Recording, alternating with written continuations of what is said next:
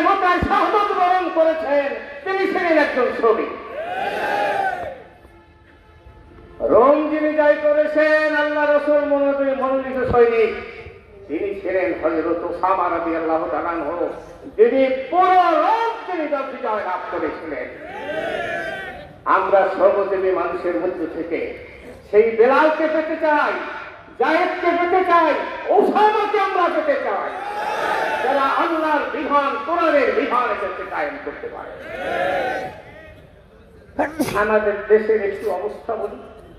আল্লাহ রাসূল সাহাবায়ে কেরামদেরকে বললেন যে শেষ জামানায় সবাই বলবে যে আমি হকের উপরে আছি, আমি দ্বীনের খেদমতের মধ্যে আছি, আল্লাহর দ্বীন আমি প্রতিষ্ঠা করতে চাই। সাহাবায়ে কেরাম বলেন, ইয়া রাসূলুল্লাহ, আমরা তখন কি করবো? সবাই তো বলবে আমরা দ্বীন চাই, আমরা হকের পথে আছি, আমরা থাকবো কোন দলে? আল্লাহ রাসূল বললেন, যেই দলে কোরআন আছে তোমরা সেই দলে থাকবে। তাহলে বিভ্রান্ত এদেশের কেউ কোরআনের আইনের কথা বলে না, মাইকের দলে বলে না, আওয়ামী লীগের ভাই বলে নাই, কিন্তু জামাত ইসলামী জন্মলগ্ন থেকে বলে আসছে কোরআনের আইন কায়েম ছাড়া মানুষের পরিত্রাণ, মানুষের মুক্তির কোনো উপায় নাই। আমরা সেই কোরআনের আইন এই দেশে কায়েম করতে চাই। একটা চেষ্টা করবো। সারাদিন যদি কেউ বলে আগুন আগুন আগুন, মুখ কি করবে? কার কার মুখ পড়ছে বলেন যে কয়েকবার আগুন? একজনের মুখ পড়ছে? তাহলে কোরআনের আইন চাই, এই কথা বললেই হবে না। কোরআনের আইনের জন্য সাহাবায়ে কেরাম যেই রকমের জীবন দিয়েছে, তাদের জীবনের সর্বস্ব বিলিয়ে দিয়েছে, আমাদেরকেও কোরআনের আইন কায়েম করার জন্য আমাদের জীবনের সব কিছু বিলিয়ে দিয়ে চেষ্টা করতে হবে। এদেশে আলহামদুলিল্লাহ আমি দেখে খুশি হইলাম, এই যে এত শ্রমিকদের ডাকে এত বড় সম্মেলন হলো, আমার মনে হয় এই দেশের কোনো দল তা করতে পারবে না। আর যদি একবার যদি একত্রিত করে মারামারি করে, অন্তত পক্ষে অর্ধেক মারা যাবে সেখানে। শ্রমিক কল্যাণ ফেডারেশন এই শিক্ষা দিয়েছে, সবাই ভাই, সবাই আল্লাহর বান্দা, সকলের কাছে আমাদের যেতে হবে। প্রতিটি শ্রমজীবী মানুষের কাছে আপনারা যে আদর্শ গ্রহণ করেছেন, সেই আদর্শের দাওয়াত দিয়ে তাদের কাছে উপস্থিত হতে হবে। পারবেন ভাই, পারবেন?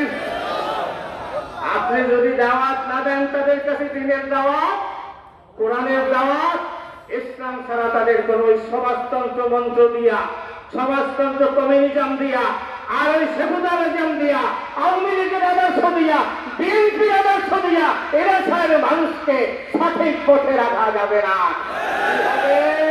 বংশর, সন্ত্রাস, রিলিপ্টর, ধর্ষণকারী, এই সমস্ত সৃষ্টি হবে। তারা জাহান্নামী হবে, দুনিয়াতেও কল্যাণ নাই, আখিরাতেও কল্যাণ নাই। দেখেন না, আওয়ামী লীগ পালাইছে সাও বোনা লইয়া। কি ভাই, একজনের খবর আছে? আর ওই যেটা গুড়া, এটার কোনো খবর নাই, ওরাও পালাইছে। তার কারণ যারা আল্লাহর বিধানের বিরোধিতা করবে, যে আল্লাহর বিধানের বিরোধিতা করবে, আল্লাহ দ্রোহী শক্তির সমাজে প্রতিষ্ঠিত করবে আল্লাহ রাব্বুল আলামিনের জন্য, এটা হলো তাদের দুনিয়ার শাস্তি। আবার আখিরাতের আবার মনে করবেন না জানাই দিয়ে গেছে, ওই আখিরাতের শাস্তির জন্য আল্লাহ অপেক্ষা করছেন, কিয়ামতের ময়দানে তাদেরকে পাকড়াও করবেন, তোমাদের সেখানে অনন্ত জীবনের জাহান্নামের শাস্তি অপেক্ষা করছে। সম্মানিত দ্বীনী ভাইরা আমার, আপনাদেরকে আমরা আল্লাহর সৈনিক বানাতে চাই, রাজি আছেন?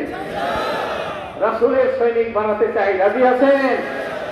আপনাদের দায়িত্ব এদেশের প্রতিটি শ্রমজীবী মানুষের কাছে।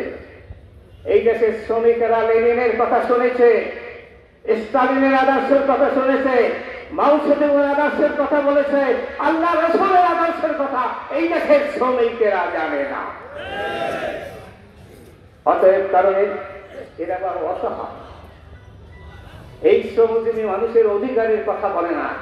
এমনকি দেশের যে আলেম ওলামাদের ওয়াজ নসিহত করে তার মধ্যে শ্রমিকদের কথা নাই, শ্রমিকদের অধিকারের কথা নাই।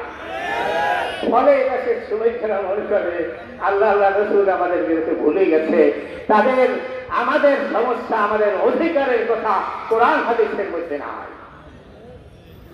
আমার ভাই একটু আগেই আয়াত পড়লে আল্লাহ রাব্বুল আলামিন বলছেন, তোমরা মানুষের, শ্রমজীবী মানুষের, অসহায় মানুষের, গরিবের অধিকার করার জন্য তোমাদের উপরে জিহাদ খরচ করে দেওয়া হলো।